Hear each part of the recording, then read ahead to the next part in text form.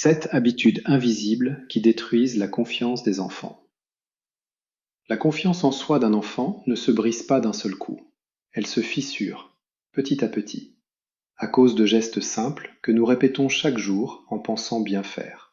Aujourd'hui, je vais vous parler de 7 habitudes discrètes que beaucoup de parents font sans s'en rendre compte, mais qui affaiblissent la confiance de leur enfant.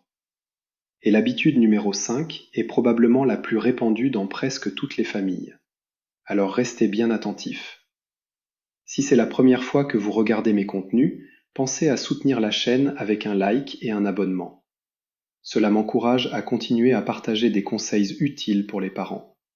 Et maintenant, commençons. 1. La protection qui étouffe. La première habitude est la surprotection.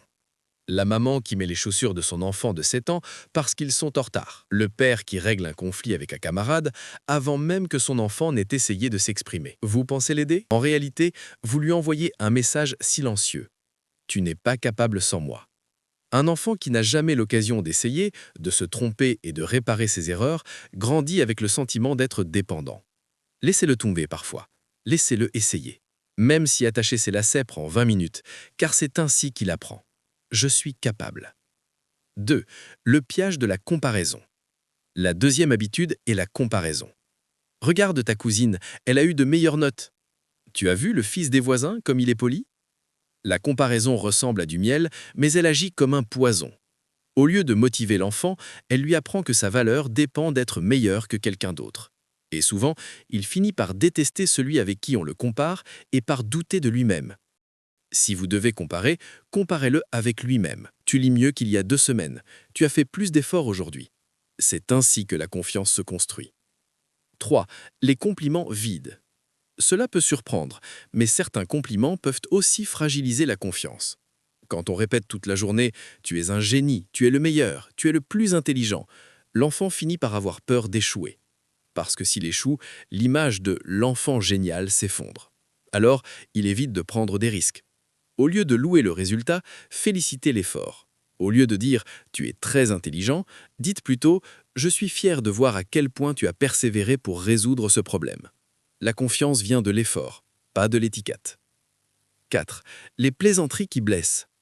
Petit gros, tu ne comprends jamais rien, quel paresseux. Et on ajoute en riant « mais je plaisante ». Le problème, c'est que les enfants n'ont pas de filtre pour l'ironie. Les mots que vous dites en riant s'enregistrent dans leur esprit comme des vérités. Se moquer de son apparence ou de son intelligence peut créer une petite voix intérieure qui répète toute la vie « je ne suis pas assez bien ». Même dans l'humour, respectons la sensibilité des enfants. 5. Parler à sa place. Voici maintenant l'habitude la plus répandue. Vous êtes avec des invités. Quelqu'un demande à votre enfant « tu es dans quelle classe ?»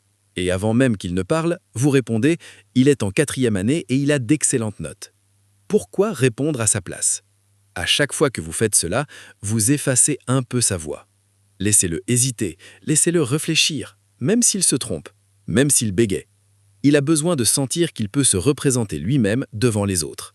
C'est ainsi qu'il apprendra à affronter le monde. 6. Conditionner l'amour aux notes. Beaucoup de parents deviennent extrêmement fiers quand les notes sont bonnes et très durs lorsqu'elles baissent. L'enfant comprend alors quelque chose de dangereux. Mes parents m'aiment quand je réussis. Mais l'amour parental doit être inconditionnel. Votre enfant doit sentir que vous l'aimerez qu'il ait 50% ou 100%. Cet amour est la base de sa sécurité intérieure. Et c'est cette sécurité qui lui permet d'oser, d'apprendre et de progresser. 7. Minimiser les émotions.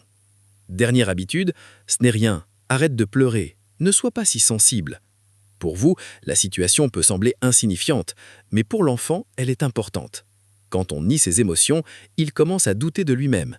Il apprend que ses sentiments ne sont pas légitimes. Plus tard, cela peut le rendre très vulnérable face à la pression des autres. Au lieu de minimiser, essayez de dire « je comprends que tu sois triste. C'est normal de ressentir ça ».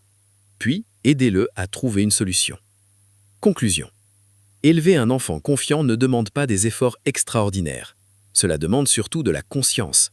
Observez nos mots, observez nos réactions automatiques. Et si vous vous reconnaissez dans certaines de ces habitudes, ne vous culpabilisez pas. Le plus important est de changer à partir d'aujourd'hui. Dites-moi dans les commentaires, quelle habitude vous arrive de faire sans vous en rendre compte?